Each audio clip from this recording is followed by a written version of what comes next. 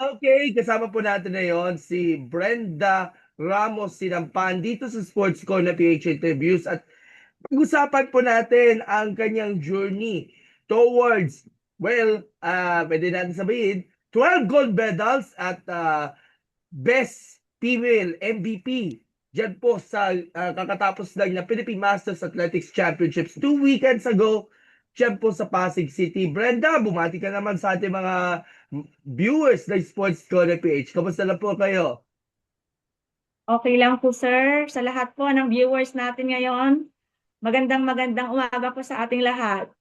Oo, at mukhang napaka-busy nga ni Ma'am Brenda nowadays because sa inyong schoolwork. Kasi malapit na Opo. yung eskwela, balik eskwela. Pero pag-usapan natin kaagad yung naging journey nyo dito sa Philippine Masters Athletics Championships. Balita ko, this is your fourth time na sasanod ka rito dun sa PMAC. Bali na magsa 7 years na po ako sir. 7 years, 7 years. And this somewhat, itong year na to, considered as one of the best performances yet. Because ang lahat ng mga events ninyo, gold medal ka. But let's talk about yung preparations na kasi alam mo naman natin si Brenda is considered a veteran pagdating sa Masters, lalo na sa age group, yung 45 plus.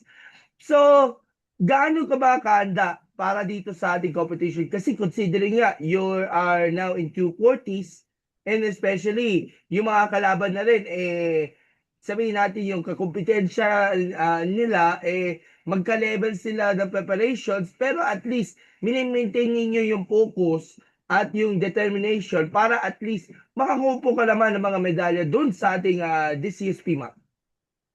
Opo sir, opo. Bali yung preparation ko po ngayon sir, sakto lang naman po kasi naitama po na bakasyon natin sa school ngayon. Kaya kahit papaano po, medyo may time ako ng konti sa training ko sa bahay. Kasi mostly talaga po sa training ko, nag-i-improvise po ako and home training. Then, once or twice a week, tsaka po ako pumupunta sa complex po namin, sir. At nakita naman natin over the years, patuloy ka nag-improve. Ang dami mo kasi na mga natutunan ninyo sa pagko-compete pa lang at this very Opo. age level. Pero may mga challenges ba sa iyo na kailangan mong i-sacrifice, kailangan nyo bang i-build up para at least ma-maintain panlalo yung strength and courage nga to compete nga dito sa inyong category na sinasalihan ninyo, especially yung pressure towards you. Personally po, honestly po, sir, kumbaga yung mga challenges dito, lalo-lalo na sa Philippine Masters natin, yung energy at saka yung recovery between the events kasi po, yung mga laro po namin kung hindi sunod-sunod, may mga nagkakasabay-sabay. Kaya dapat cool lang kami. And then during recovery, kasi yung recovery namin, kukulangin ka sa pagkakasabay-sabay ng mga event, talagang pahinga po yung ginagawa namin. Para Kaya nga, kahit walang papano, pahinga, ika nga yung master sa athlete eh. Gaya nga lagi natin sinasabi na hindi lang yung edad niya na para lang mag-compete. Walang retirement niya, pero tuloy pa rin yung pagpusigi nga dito sa inyong competition. At isa sa mga mahalaga ninyong aspeto nga is yung tuloy-tuloy na consistency in every game. That's why, sa tulong ng mga coaches ninyo, sa tulong ng mga sumusuporta sa iyo, mas lalo pang nagpursige pa lalo na may deliver ba yung mga performances nyo, kagaya nyo, yung last PMAC, na alam naman natin, this will be the best campaigns sa inyo as an Masters athlete. At ano ba yung mga natutunan ninyo yung doon sa pagsabak ninyo last year sa mga international competitions para dito sa inyong pagsali nga dito ulit sa PMAC? every game po kasi sir, every season, may bagong lesson. Kaya yung mga lesson na natutunan ko sa mga coaches ko, sa teammates ko, yun yung ina-apply ko, sir. Lalong-lalo na isa sa lahat po ng events, challenging talaga kasi may kanya-kanyang challenge yan. Pero dito po sa pole vault po ako na-challenge masyado. Pero dito sa pole vault po kasi, yung class international ko na competition sa India, yun yung may dinadala akong injury noon. 2 meters lang yung natalon ko, sir. And grateful po ako, grateful and at the same time, thankful kay Coach Edward Obiena kasi one day before the championship na ni-review niya, tapos nagkaroon kami ng final practice sa pole vault. Kaya medyo tumaas po yung talon ko ngayon sa pole vault, sir. Oo nga eh. At being first time mo ba na sumali sa pole vault competition? Hindi po, sir. Yung first time ko noon nung 2025 sa USA, yun yung pinaka-first. And then, parang na-challenge ako sa larong ito, itinuloy-tuloy ko na po, sir. Oo nga eh. Pero as time goes by, nakita naman natin kung gaano ka-improve palalo yung mga jumps ninyo at especially nga yung mga consistent na mga ah, tinatala mga resulta nga doon sa iba't ibang competitions. Masasabi mo bang sabihin natin mission accomplished pa sa iyo itong mga bagong records na sinubmit ninyo dito sa PMAC na sabihin natin mas igit pa kaysa doon sa mga past competitions whether locally and internationally. Maganda naman po yung result, sir. At saka malaking bagay po talaga yung disiplina at saka yung consistency. Yung consistent ka sa training mo kahit pagod ka, basta still showing up. Kahit pa konti-konti, may improvement po yun, sir. Okay, so 12 gold medals all in all dito sa competition. Bagitin ko lang siguro yung mga events na inyong sinalihan. Ito si Brenda. 12 out of 12, no? Opo. 12 out of 12 nga.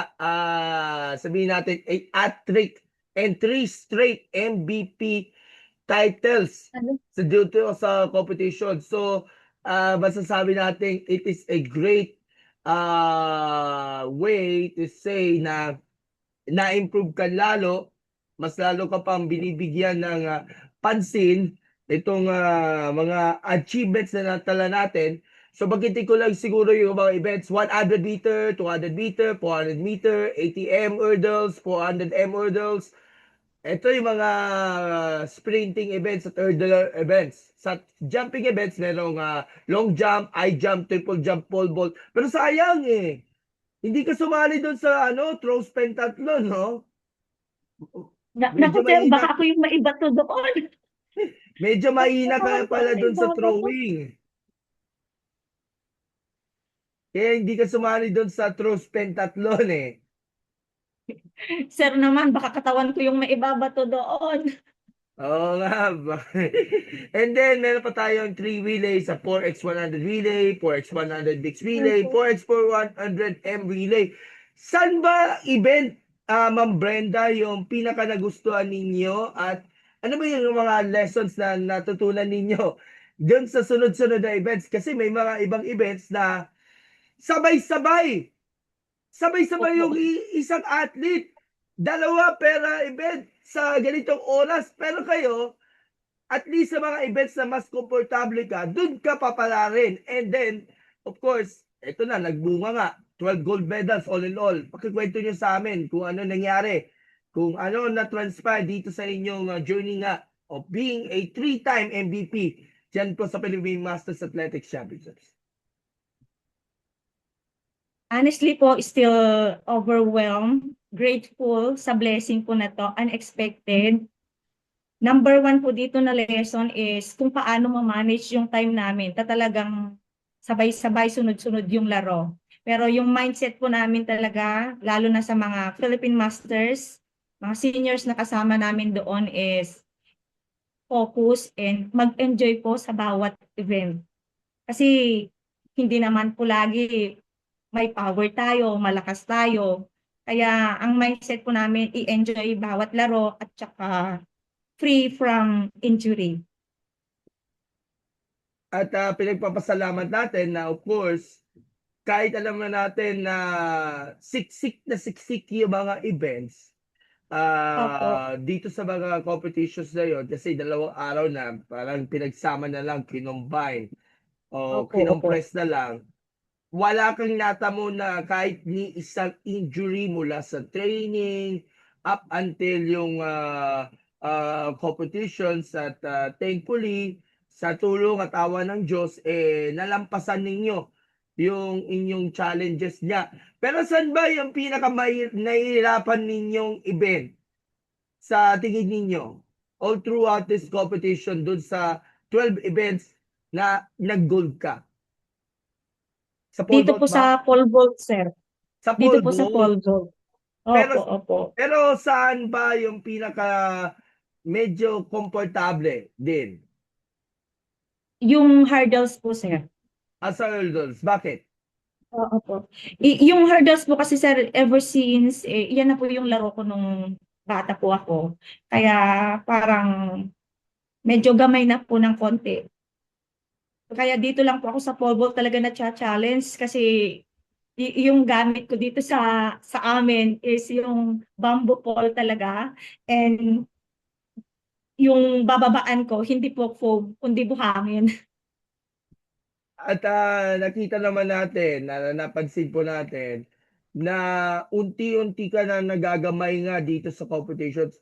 It all throughout itong 7 years nitong competition. Ano ba yung pinaka naging significant improvements sa iyo when it comes na sa paglaok nga dito sa competition? Yung pag-manage po ng recovery, kasi napakahalaga po talaga yung rest and recovery, sir. Doon ako nahihirapan nung dati.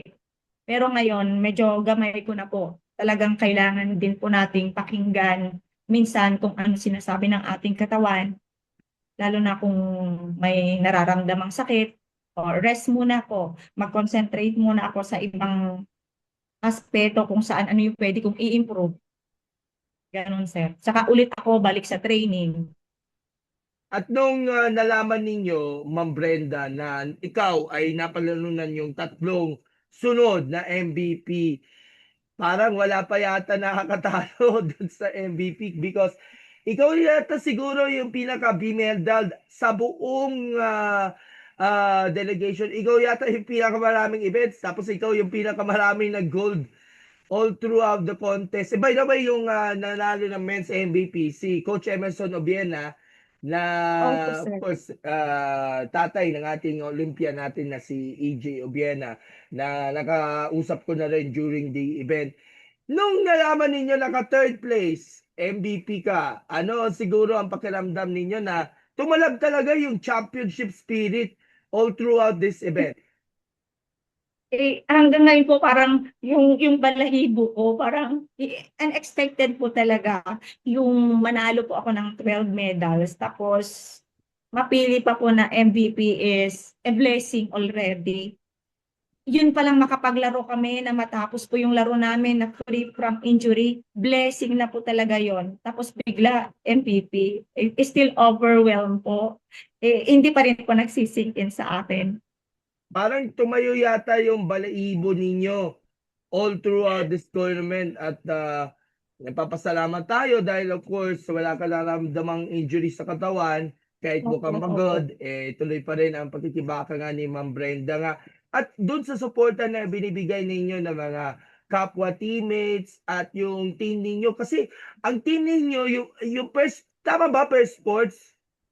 Opo, sir, opo. First sports is actually the overall champion of all of this competition at sila rin yung parang biggest delegation. May Hindi po, pinakamaraming sir. mga athletes na pinadala dito sa tournament. So, kumusta suporta sa inyo ng mga kapwa na rin teammates from First Sports hanggang sa makamit ninyo, of course, yung ating overall championship? Yung overall championship po, sir, yun yung po yung nakuha ng First Sports. Hindi po namin nakuha, sir, yung biggest delegation. Nakuha po ng De La Salle. Ang nakuha po namin is yung most active team award. Dito po kasi sa team namin, talagang bawat isa push ng push. Nagpo-push kami, pero nag-e-enjoy kami. Kumbaga, o dagdag ka ng event, o dagdag ng event. Hindi po ako yung may pinakamaraming event sa ngayon. May mga mas marami pang event. Pero, kumbaga, hindi mo makikita yung pressure ng bawat isa. At nagpapasalamat po kami sa mga teammates namin kasi makikita mo talaga yung pag-push, pag-encourage ng bawat isa sa amin. And at the same time, yung team manager po namin na si Sir Arnold Padilla, bigay support din naman sa team namin, sir. Wow! And it's all about team effort niya. At of course, sa backer Opo. natin, saludo po tayo dahil of course, binibigyan natin na kahalagahan yung ating mga masters athletes na despite their age, tuloy-tuloy niya ang pagsisikap nga na magkapag-compete internationally. So what's next for you, Ma'am Brenda? Ano mga tina-target ninyong goals ninyo for the remainder of the 2026 season? Kasi sa pagkakaalam ko, according nga dun sa presidente natin na si Sir Ninoy, balita ko may October pa na Philippine Masters International Athletics dito pa rin sa Pasig. So aside sa mga local teams natin, may mga iimbitahan sila ng mga international tournaments. Pero bago itong Philippine Masters, ano ba ang mga susunod niyo yung pag-aandaan? Still po, yung Philippine Masters International pa rin natin, continue sa training, pero light lang muna kasi nga pasukan na naman po, paghahandaan naman po natin itong school preparation para sa pasukan nitong June. Pero meron pang international nitong August, pero wala, undecided pa po kami kung sasali ba ang Philippine Masters dito sa World Masters Athletic Championship sa Korea, sir. So I'm sure tututukan natin 'yan at susuportahan natin ang ating mga Pinoy Masters Athletics players na makipagsubukan ng lakas at galing sa kabila ng kanilang katandaan, tuloy-tuloy pa rin ang pagsisikat nila at pagpupursige nga na baka makapag-compete nga abroad. And by the way, I think next week balik eskwela na kayo, ha? Sa kuan po, sir, bali ngayon is Brigada Eskwela, then next week magse-seminar po kami, and then next week po yung next week yung pasukan. So, back to reality na ulit si Ma'am Opo, Brenda. sir, opo.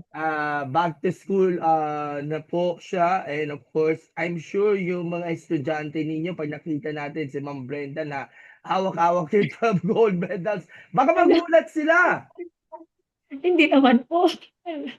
Lalo na of course, pinagmamalaki natin ito si Ma'am Brenda, especially yun sa klase Hindi po. nila. Dahil mula nagsilbi silang inspirasyon niya dito sa ating mga kabataan po natin. By the way, dun sa high school ninyo na pinanggalingan, itong Baskaran, meron ba nag-qualify dun sa Kabraa or sa palarong pambansa? Kasi ongoing niya yung palarong pambansa, no? Yung Kabraa po, may na-qualify po na apat dito sa school, pero hindi po sila nakapasok sa palarong pambansa. Oh, te oo. Pero at least, it is a Opo. good result na rin para dito sa eskuwelahan na magkaroon tayo ng mga student athletes na ipo-produce mula sa eskuwelahan at talaga namang gano'n ka papursige yung ating mga principal at yung mga school teachers na suportahan sila in every step of their way nga. 'Pag nakikita Opo, ninyo sir. yung mga bata ninyo diyan sa inyong eskuwelahan na nananalo mula sa mga city municipal meet, division meet, until palarong pambansa, baka makita pa sila nationally and internationally, at least masasabi natin nagbunga at napahalagahan pa lalo yung kanilang pagpupursige nga para at least makilala yata sila ng publiko bilang isang student athletes. Sir, opo. Yan. So, baka may gusto kayong sabihin kasi baka ma-overeat yung post natin. And thank you nga pala sa pagtanggap ninyo sa ating interview. And again, congratulations sa 12 gold medals na performance dyan po sa Philippine Masters Athletics Championship. That's aside na dun sa mga iba pang mga panalo ninyo.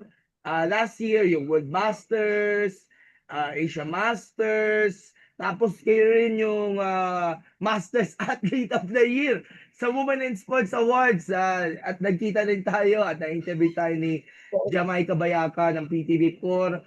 Sa lahat ng mga Opo. tagumpay, bago natin bigyan ng final remarks, sa lahat ng mga tagumpay nito, masasabi ba nating proud ka ba sa sarili ninyo? At kung matatapos man lang yung karir ninyo, anong gustong sabihin sa mga bata ninyo na nais sumunod sa yapak mo? At especially sa mga kapwa mo rin ng mga seniors at mga masters na rin. Honestly po, yung mga dumarating na ganito na achievement sa akin, it is really a blessing. I am humbled and grateful po sa blessing ng mga to. And ang gusto kong sabihin, unang-una, wala po ako dito kung wala yung support system ko. My family, my friends, my relatives, especially yung teammates, and MSAAP, the sports community, at sa inyo po. Maraming salamat. Nandito po kami dahil sa inyo. Sa mga younger athletes, younger dreamers, yung mga nangangarap, patuloy lang po sila.